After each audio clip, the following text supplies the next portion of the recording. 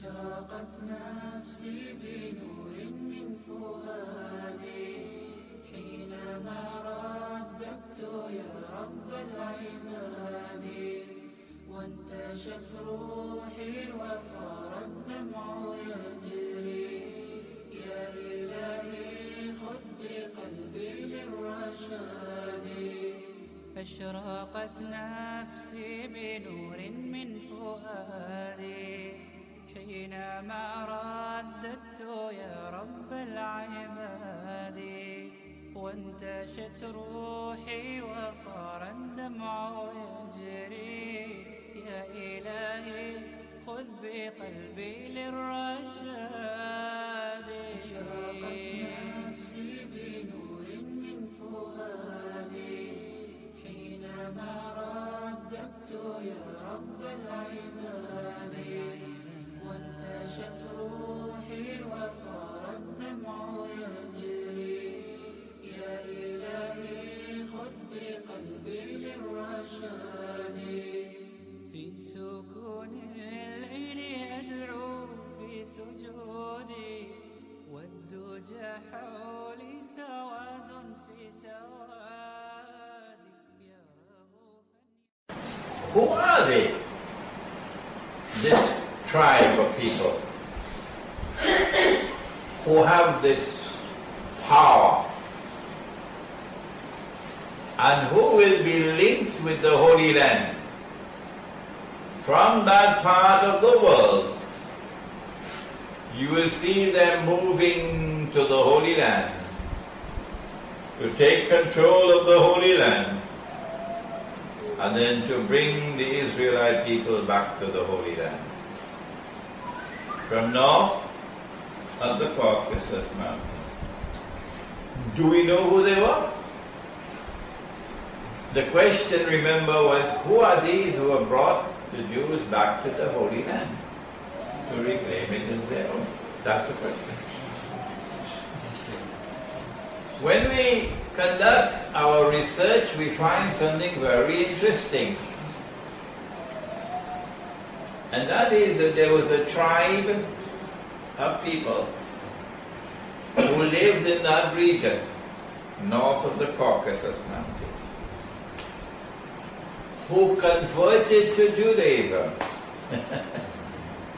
who converted and became Jews. So these are not Banu Israel. No.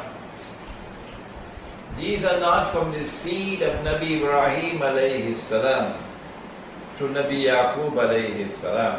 These are not Banu Israel. These are Eastern European people who converted and became Jews. So European Jews. And the name of the tribe was the Khazar, Khazar, or Khazar. Khazar. You can do a Google search now on Khazar and look for books on the subject. I would recommend one right away. It's entitled The 13th Tribe. The 13th tribe, because Banu Israel were 12 tribes. 12. So since Jesus became Jews, he called them number 13. And it was written by a Hungarian historian, Arthur Persland, it was his name. It's a very nice book to read. And I would strongly suggest that you do your homework and read that book at the beginning of your study of the Khazar. You can then go to Jewish sites and you will find Jewish scholars, Israeli scholars today confirming that the majority of Jews in the world today are descended from those people. Khazar. And today they are called Ashkenazi. So, European Jews. And only a small minority would be Banu Israel from Yemen and from Iran and Morocco and so on.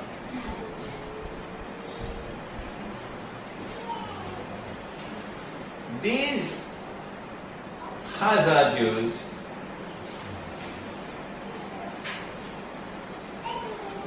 from their ranks, some converted from Judaism and became Christians.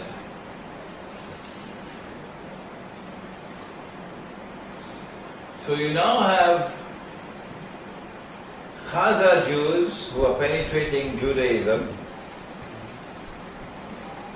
and the Banu Israel are not too happy with them. And then you have Khazar Jews who become Christians and penetrating Christianity. And the Christians are not too happy with them.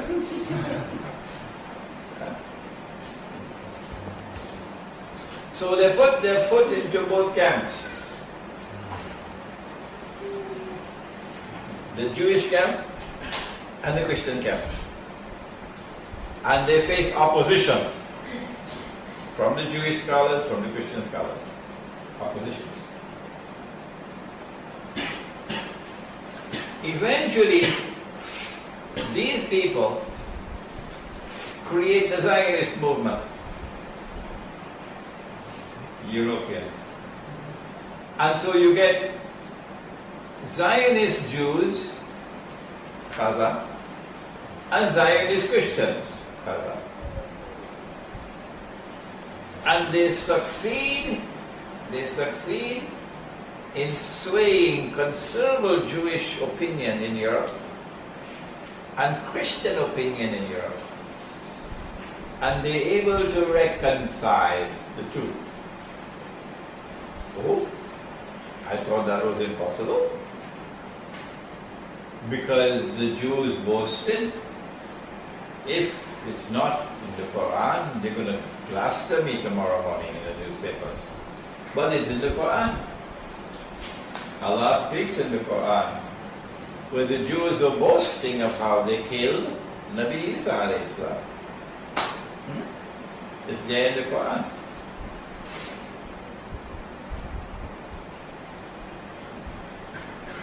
And because it's in the Quran, it's not possible for us to say, well, there is an explanation why the Christians were so hostile to the Jews all through history.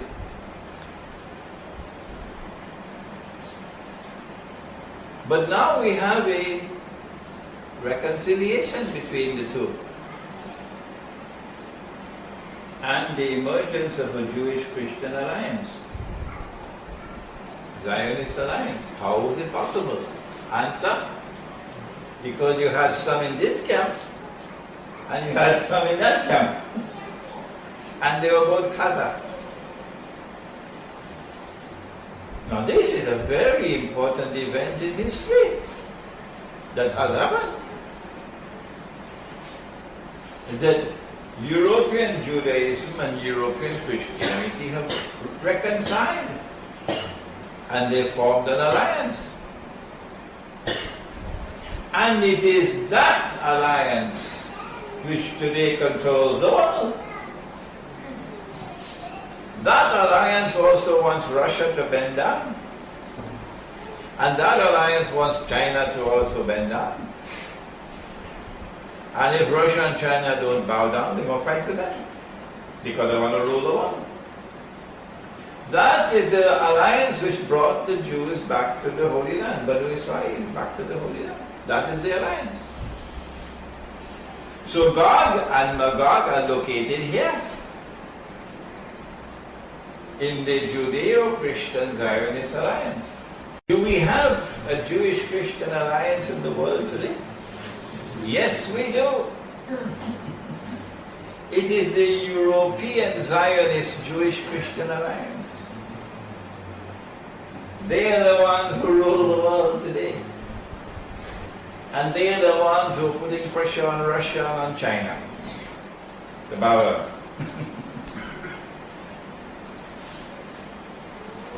They are the ones that Allah is speaking about. Don't be their friends and allies. This is Gog and Magog. This is Gog and Magog.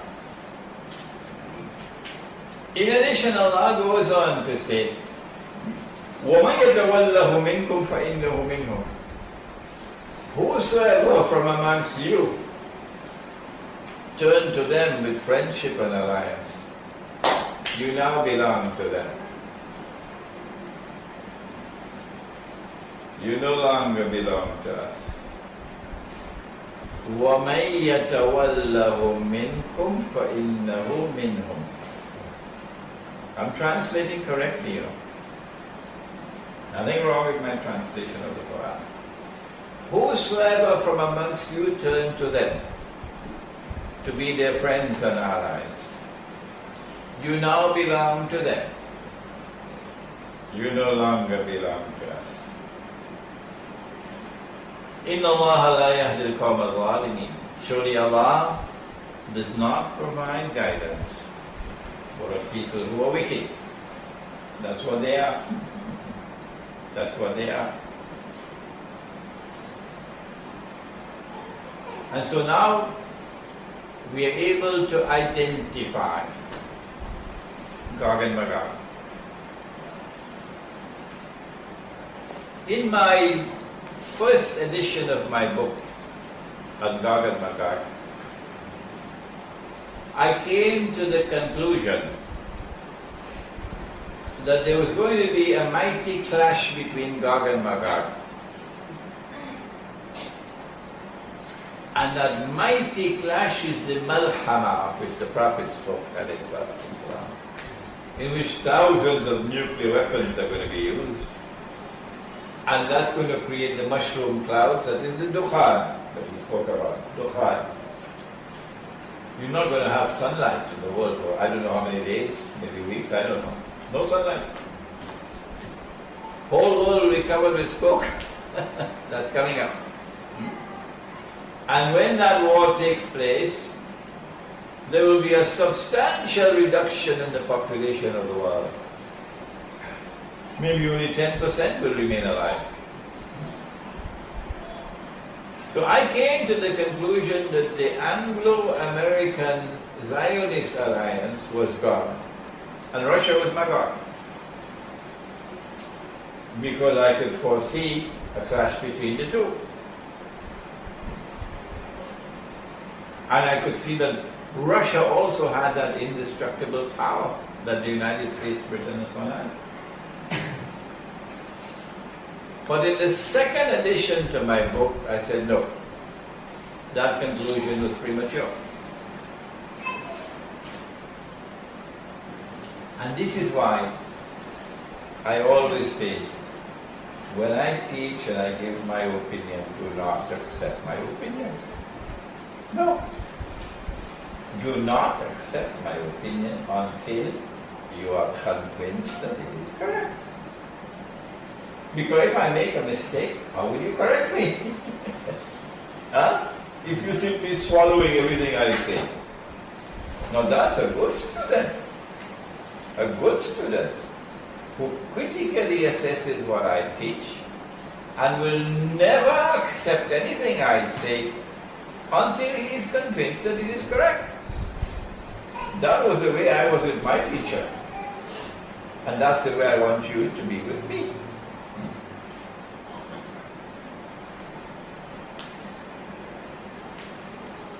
I realized that I made a mistake. I came to a premature conclusion because I did not have all my facts. Only after writing the book did I learn that they attacked Russia, Gog and Magog. Russia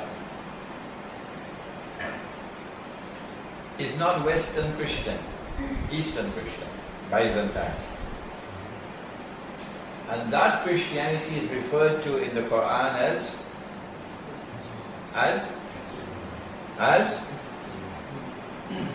why are you afraid to say? Rome. Not Roman, Rome. Ghulibatil Rum. Surah Rum. There's a surah of the Quran called Surah Rum. So when the Quran speaks of Rome, the Quran is speaking about Eastern Christianity, not Western Christianity. The Khazar became Jews and then Christians, and they were able to penetrate Western Christianity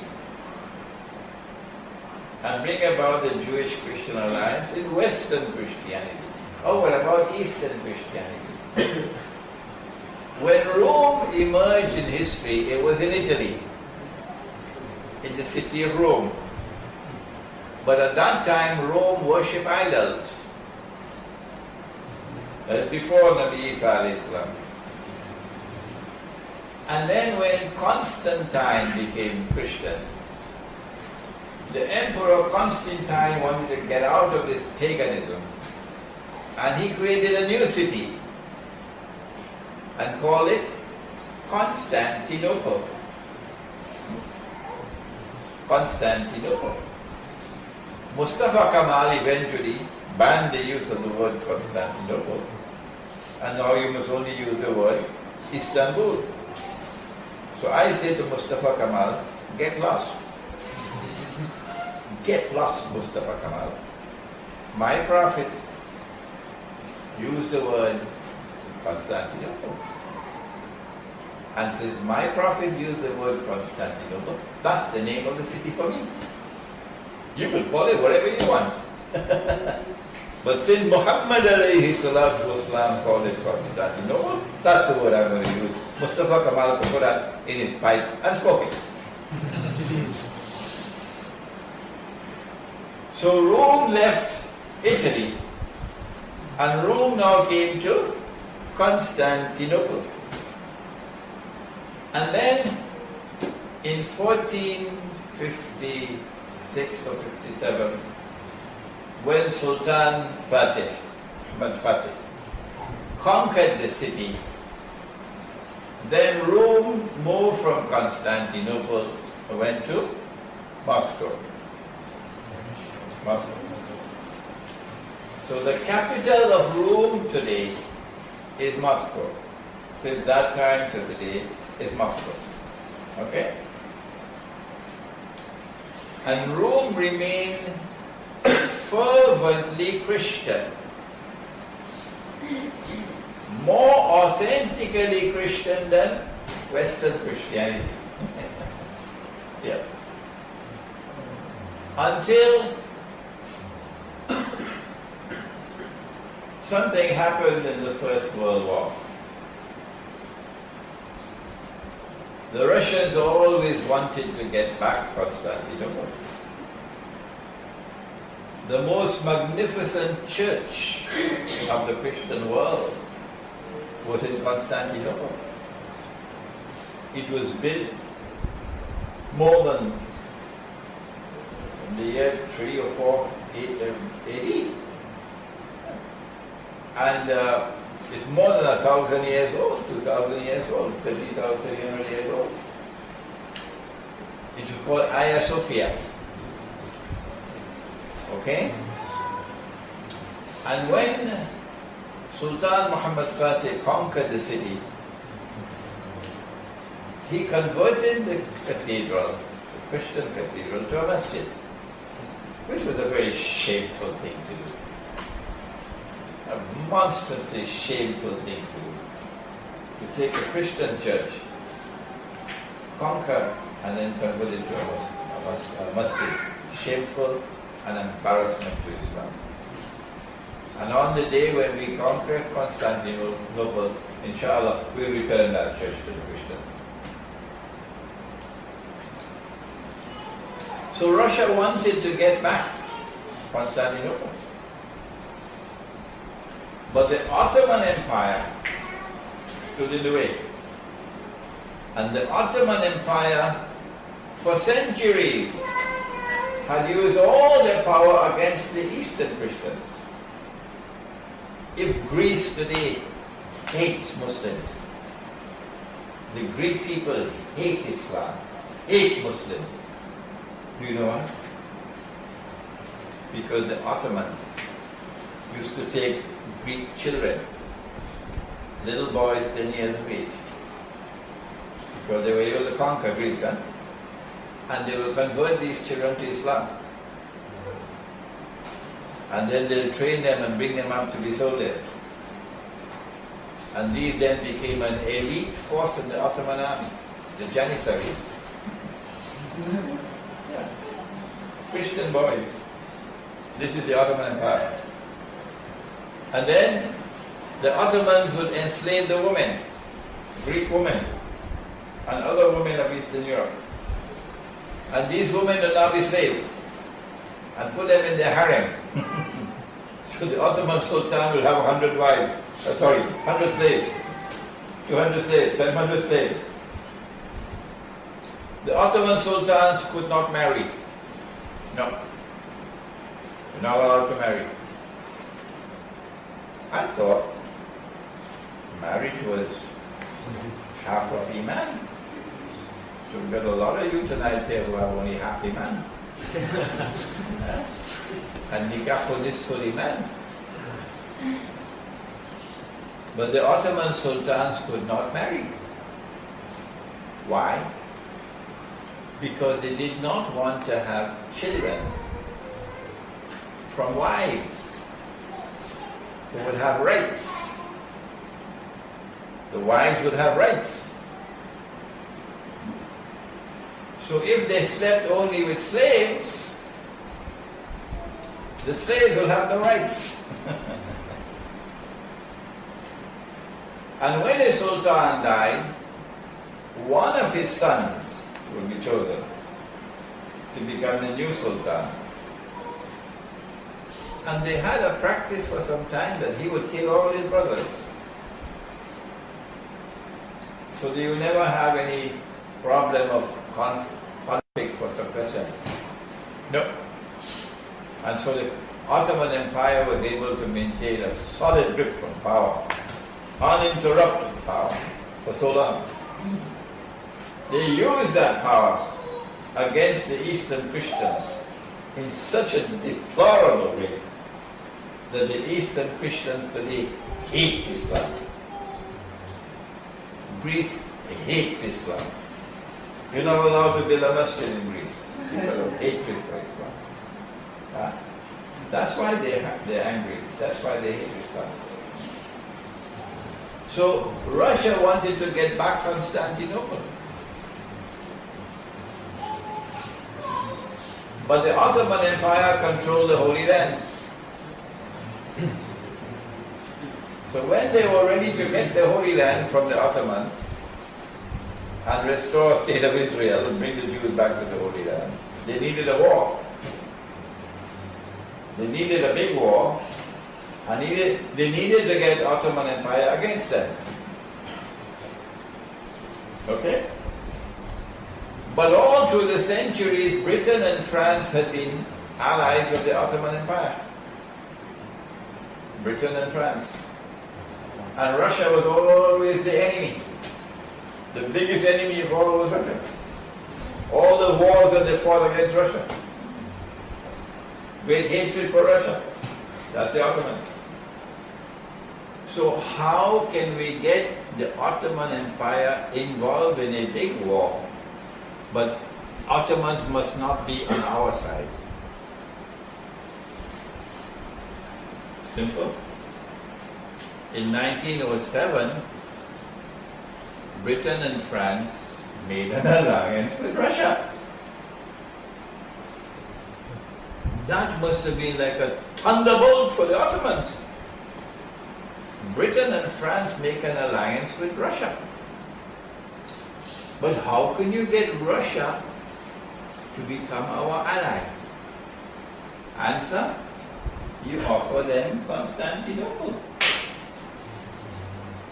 The Russians will be delighted. So Britain and France made a secret treaty with Russia, offering to them Constantinople if war breaks out. Once the alliance with Russia was made, it meant that when war breaks out, and everybody knows war is coming, the Ottomans cannot join the war on the side of Britain and France because Russia would then become their ally. So it's a game of chess. Chess. You put all the pieces together so you checkmate them. So there's only one road open. Only one road open for the Ottoman Empire, and that is to make an alliance with Germany. And that's what they wanted. See? So when the war broke out in 1914, I'm doing your homework for you now. If you had to do the research to get this that I'm giving you, it would take you a long time. When war broke out in 1914, okay, the Ottoman Empire is on the losing side. And the Russian troops are advancing. And by 1917 it was all over. By 1917, the Russian troops are now closing in on Constantinople. And Russia is rubbing her hands in glee. We're going to get back Constantinople now. But the Zionists did not want Russia to get Constantinople. So what did they do? Just before Russian troops could take Constantinople, the Zionists struck and had a revolution in Russia and killed the whole royal family and brought about a new regime in Russia. It was called the Bolshevik Revolution. It was essentially an atheist revolution to destroy the Christian foundations of Russia. So from 1917, Russia is under the control of Gog and Magog. From 1917. When they overthrew the regime in Russia called the Tsar, and they took control of government, most of them were Jews, they then withdrew Russia from the war. So the Russian troops could not advance to Constantinople. And then they published the secret treaty, made it public. That Britain and France had made a secret treaty with Russia that they would give Constantinople to Russia. See? Then they took Russia and they transformed it into the Soviet Union, which was an atheist state. And the idea was to destroy the Christian foundations of Russia. So it will cease to be ruled. And then Russia became a nuclear power. This is Gog and Magog. It is Gog and Magog which made Russia a nuclear power. And then Russia became a satellites. Yeah, satellites. And missile technology and so on. This is Gog and Magog. So that's why I came to the conclusion that Russia was Magog. But then, in the 1980s, alhamdulillah, transformation began to take place. And the Berlin Wall collapsed. And then the Soviet Union collapsed. And guess what? Russia is now returning to Christianity. Russia is becoming Rome once again. See? And so it was wrong for me to say that Russia was Magog and the Anglo-American Israeli alliance was God. That was wrong. I corrected that mistake in my second edition. The answer is that Gog and Magog were present in both camps, and they still have some foothold in Russia. And Gog and Magog are leading both camps to clash. They want these two superpowers to clash with each other. And when that clash takes place, that's going to be the Dufan, the Malham. And the majority of human beings on the earth will not survive. There are a hadith on the Malhama that you should study, so you could get an idea of how terrible that war is going to be. When that war takes place, only then would it be possible for Israel to rule the world. Because Gog and Magog are not going to be destroyed in that war. No. The Anglo-American alliance and the Russian alliance are both going to destroy each other. But Gog and Magog will not be destroyed. They will survive. And they will now empower Israel, so that Israel can become the ruling state in the world, and there will be much less human beings on the face of the earth. So it becomes easier for Israel to become the ruling state of the world. It is only after Israel becomes the ruling state and the child is born of Jewish parents, he grows up as a Jew, a young man, powerfully, with curly hair, and then he rules over Israel and he stands up in Jerusalem and he says, I am the Messiah. Only then would Imam al-Mahdi emerge. How long is that from now? I can guess. I can be wrong. But in the process of guessing, there's also something beneficial. When I say maybe 20, 25 years from now, what I mean to say to you is not 200 years from now. Okay? Imam al-Mahdi will then emerge. And then Nabi Isa alayhi salam will return. And then he will kill Dajjal. And then Gog and Magog will emerge in their last surge. This is what the hadith speaks of in Sahih Muslim. That the first of them will pass by the Sea of Galilee and start to drink the water, meaning consume the water. Making the deserts green, consuming the water. And by the time the last of them pass, they'll say there used to be water here.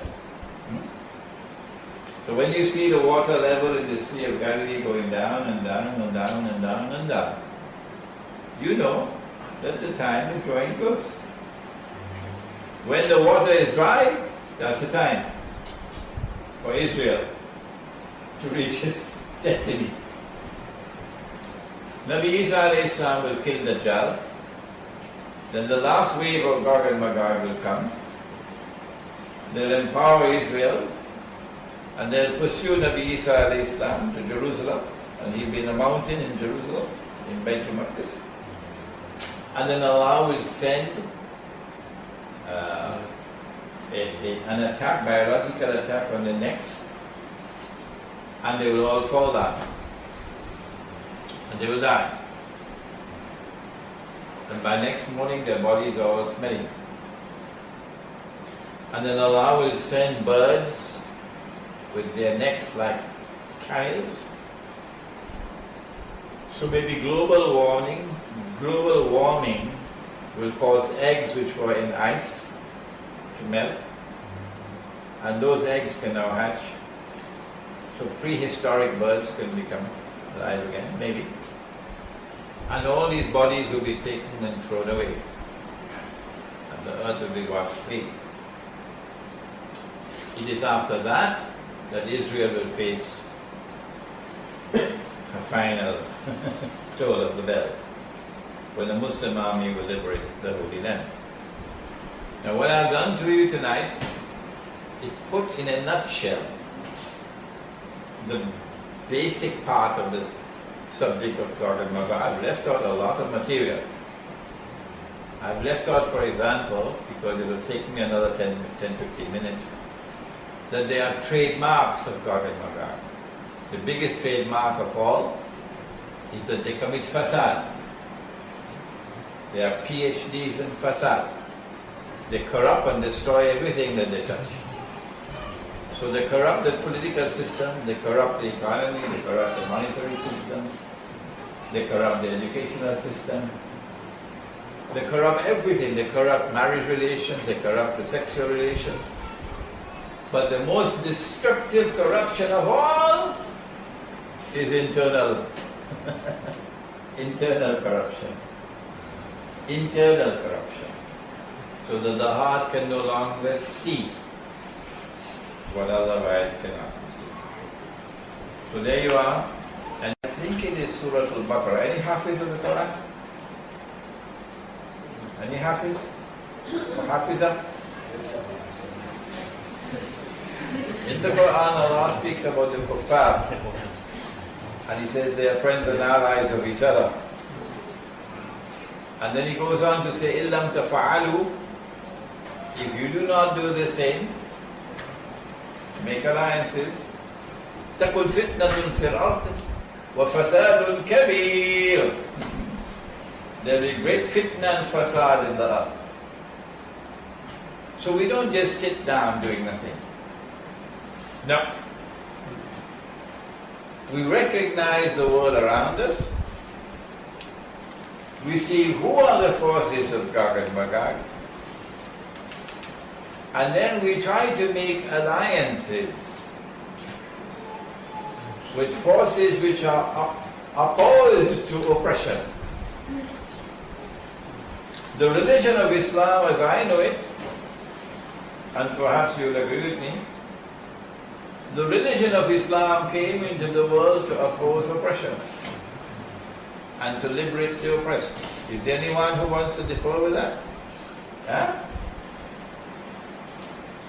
And so sensible people will be searching for allies amongst Jews who are also opposed to oppression.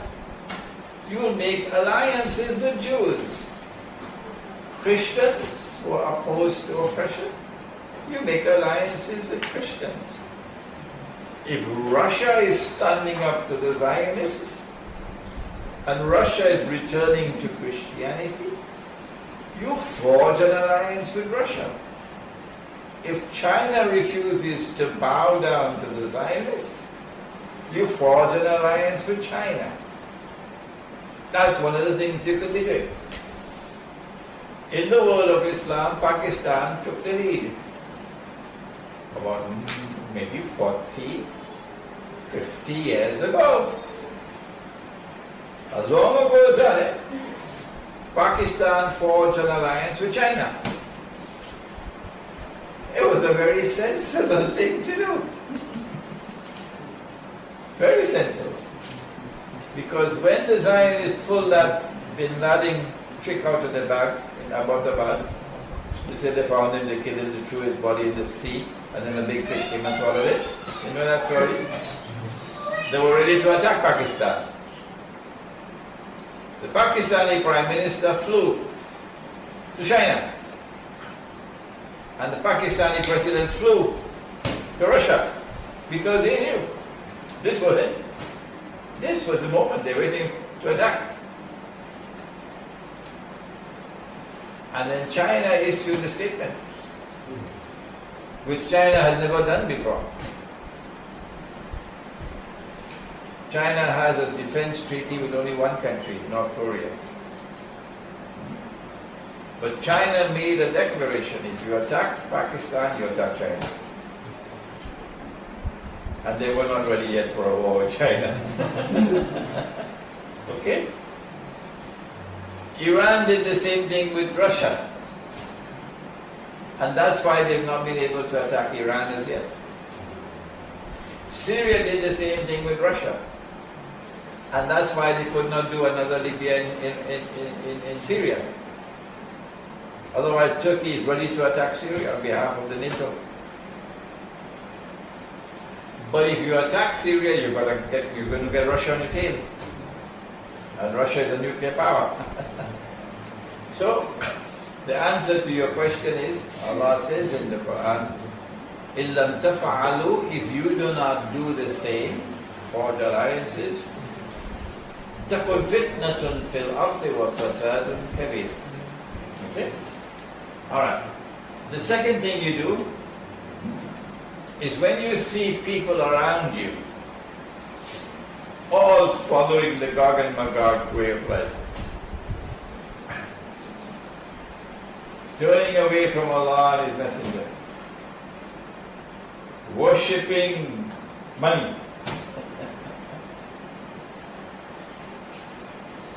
what do? When you see food being corrupted and all that you're eating is garbage, when you see your children growing up strangely,